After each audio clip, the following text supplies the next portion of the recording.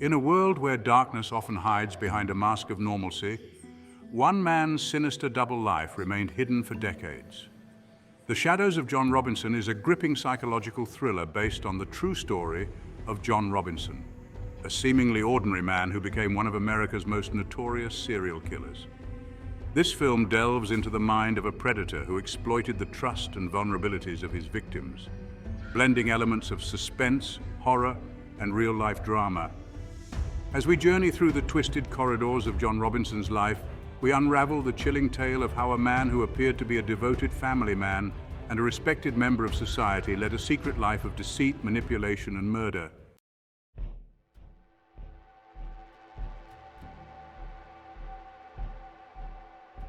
Warning: this film contains graphic depictions of violence, psychological torture, and mature themes, including sexual content related to BDSM.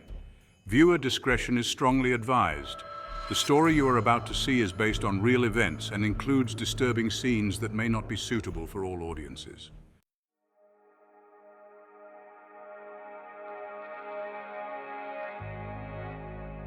John Robinson wasn't born a monster, he was created. The tale of his descent into darkness is a complex one, woven from the threads of a troubled childhood, a perverse fascination with control, and a life filled with secrets.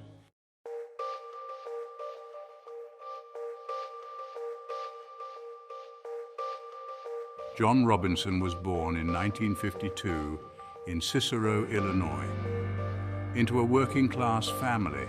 His father was an alcoholic, and his mother was overbearing and emotionally distant. As a child, John was quiet and withdrawn, often retreating into a fantasy world to escape the chaos of his home life. This isolation planted the seeds of his later obsession with control and domination. John's early life was marked by a series of incidents that hinted at the darkness within him.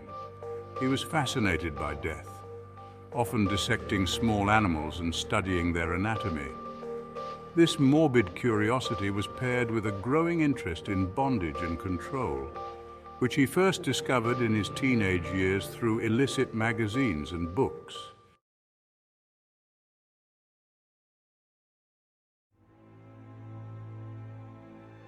John's first victim was Paula Godfrey, a young woman looking for a fresh start. Paula had recently moved to Kansas City in 1984 and was seeking employment when she crossed paths with John, who presented himself as a successful businessman offering her a job. He lured her with promises of travel and high pay, which she couldn't resist. Once Paula was in his clutches, John brought her to a secluded location under the pretense of a work trip. There, he revealed his true nature. Paula's murder was brutal. She was strangled after being bound and gagged. John derived immense pleasure from the sense of power he had over her, her life ebbing away under his control. To further benefit, John forged documents to access Paula's bank accounts, withdrawing her savings and taking control of her financial assets. He disposed of her body in a remote area, ensuring it would never be found.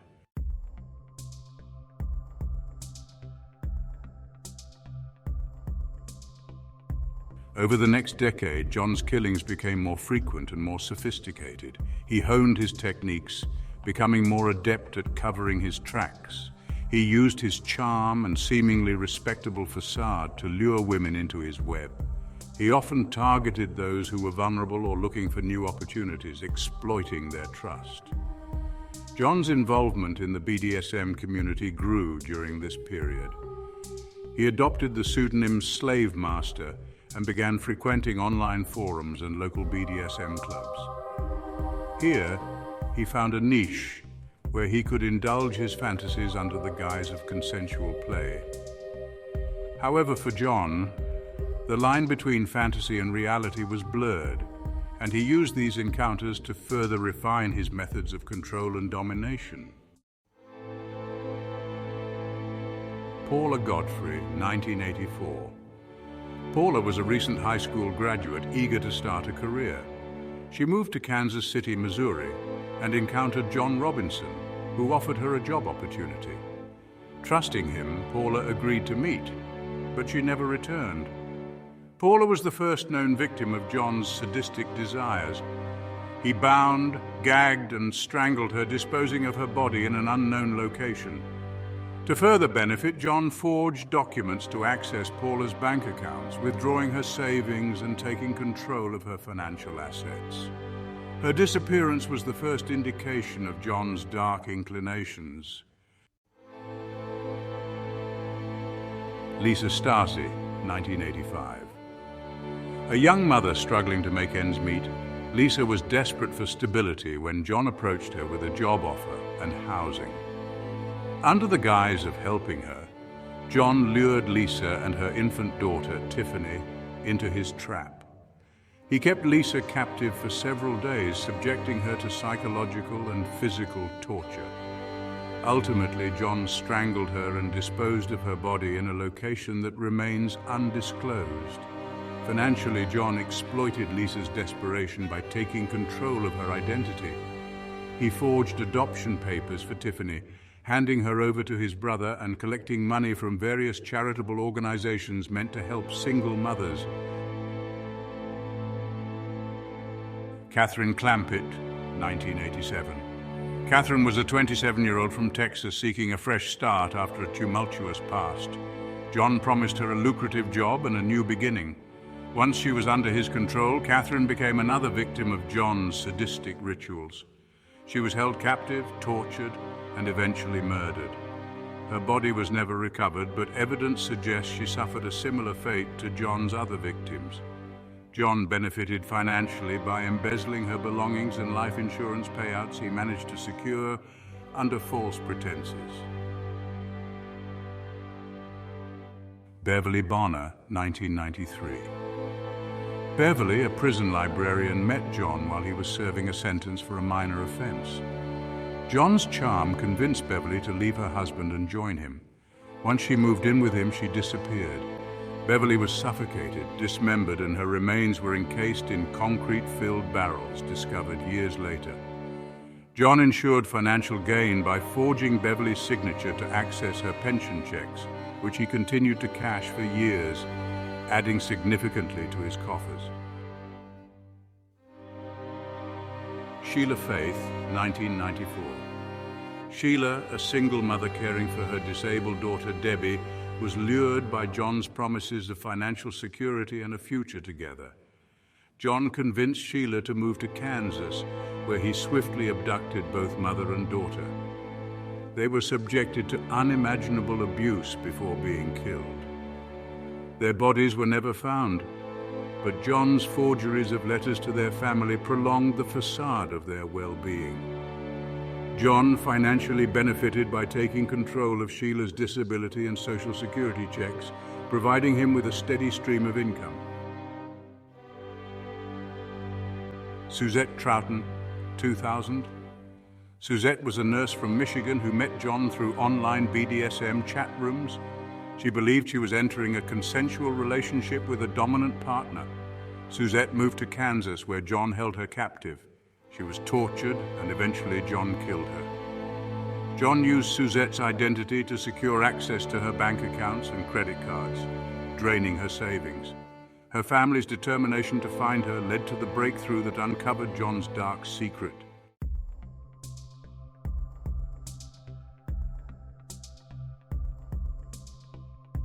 Despite his heinous crimes, John maintained a veneer of respectability. He was a husband and father, involved in community activities, and even held various jobs that put him in positions of trust. His ability to compartmentalize his life allowed him to evade suspicion for years. Those who knew him described him as charming and helpful, never suspecting the monster that lurked beneath the surface.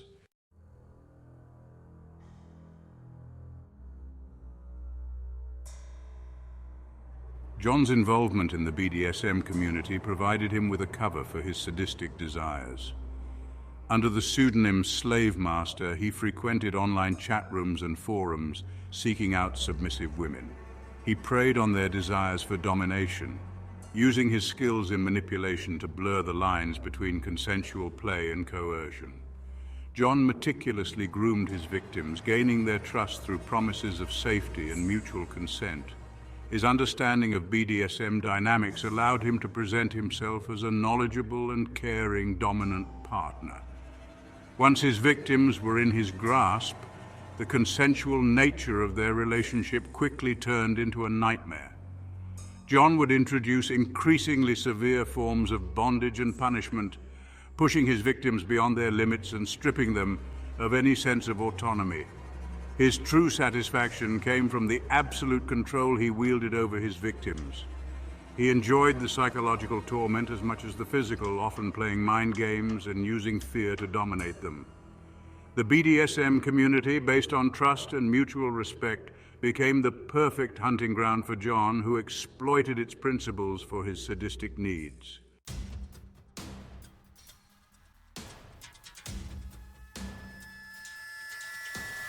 John's downfall began with the disappearance of Suzette Troughton in 2000. Suzette had moved from Michigan to Kansas to be with John, believing she was entering a consensual BDSM relationship. When her family reported her missing, the investigation led authorities to John. A search of his property uncovered evidence linking him to multiple disappearances, including forged documents and personal belongings of his victims. Barrels containing human remains were discovered on a rented storage property, confirming the worst fears.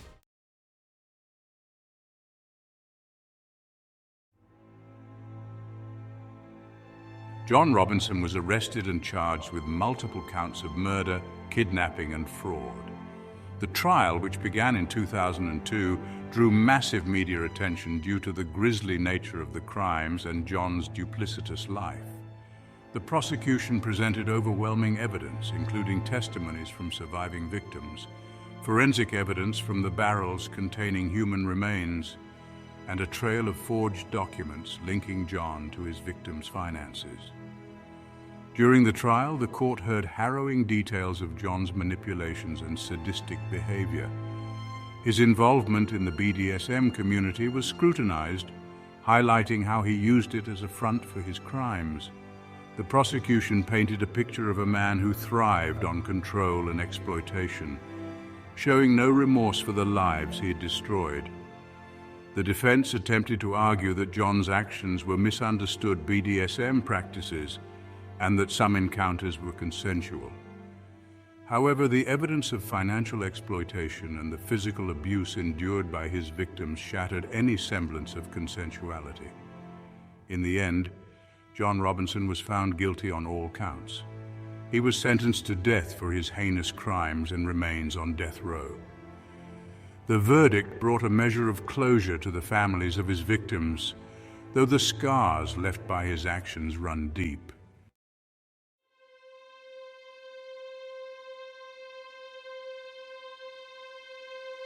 Are you terrified to uncover the hidden darkness behind a facade of normalcy? John Robinson's story serves as a chilling reminder of the darkness that can hide behind a facade of normalcy. His life was a testament to the dangers of unchecked evil and the devastating impact one individual can have on the lives of many. The financial benefits he reaped from his victims only added to the calculated cruelty of his actions, showcasing a man who saw human lives as mere tools for his own gain. The Shadows of John Robinson is a story of unimaginable horror, a testament to the depths of human depravity. It is also a story of the resilience of those who seek justice and the enduring impact of those who are taken too soon. This film is not just a recounting of heinous crimes, but a haunting exploration of the human psyche, the fragility of trust, and the profound consequences of malevolent actions.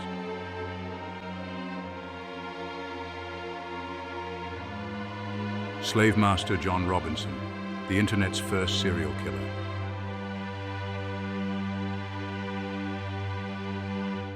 Paula Godfrey, 1965 to 1984. Paula Godfrey. Paula Godfrey was 19 years old when she went missing in 1984. She responded to a job advertisement posted by Robinson. Her body was never found, and it is believed that Robinson killed her shortly after meeting her. May she forever rest in peace.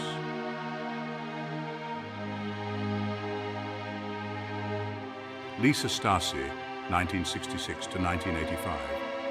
Lisa Stasi was a young mother who was 19 years old when she went missing in 1985. She was last seen in a hotel arranged by Robinson. Her body was never found, but it is believed she was killed shortly after. May she forever rest in peace.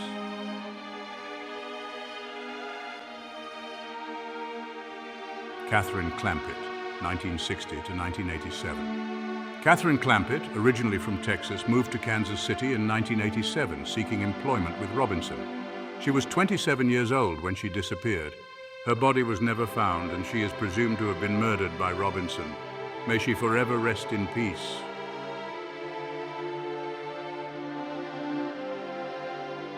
Beverly Bonner, 1948 to 1994. Beverly Bonner met Robinson while he was in prison and moved to Kansas City after his release. She was 46 years old when she was murdered.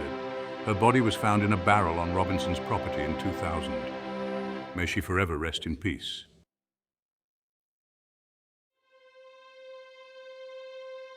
Sheila Faith, 1945 to 1994. Sheila Faith was 49 years old when she moved to Kansas City with her daughter under Robinson's promises of support. Both she and her daughter were murdered, and their bodies were found in barrels. May she forever rest in peace.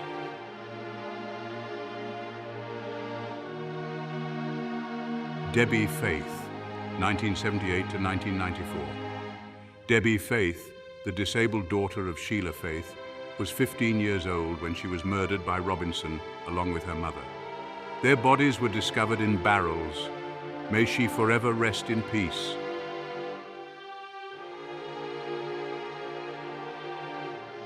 Isabella Lewicka, 1978 to 1999. Isabella Lewicka was a 21-year-old Polish immigrant and college student who moved to Kansas City under the pretense of a relationship with Robinson. Her body was found in a barrel on Robinson's property. May she forever rest in peace.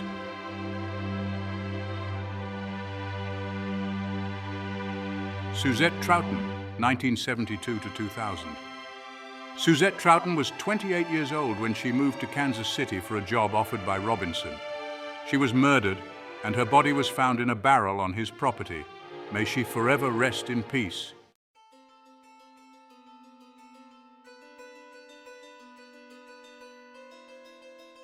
This film concludes with a reflection on the broader implications of John Robinson's crimes. We must all understand the importance of recognizing the signs of manipulative and abusive behavior, both in personal relationships and within communities.